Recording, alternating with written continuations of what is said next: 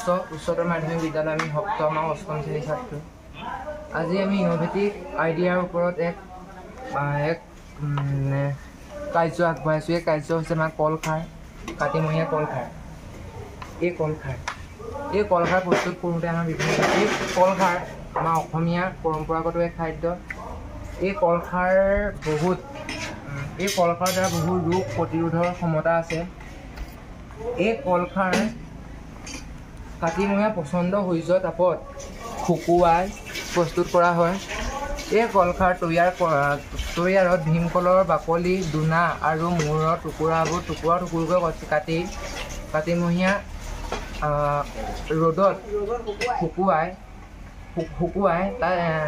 এনেকৈ শুকুৱাই যে তাৰ কোনো এক অংশ কেঁচা হৈ নাথাকে। তাৰ পাছত এই খাৰ আঞ্জাত দিবলৈ জুইত পুৰি সেই পানীত দি যোনটো তাৰপৰা ৰস ওলায়, সেই ৰস খাদ্যত প্ৰস্তুত কৰা হয়।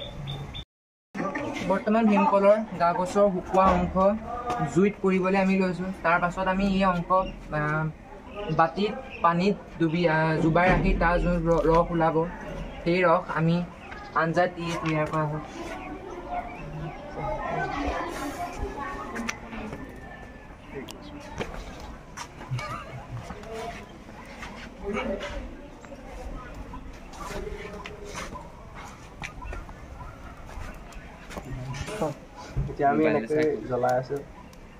আমি কলখাৰৰ প্ৰস্তুত হ'বৰ বাবে কলৰ বাকলি পোৱা হৈছে। এতিয়া আমি ইয়াক পানীত হেৰি কৰিবলৈ লৈছোঁ।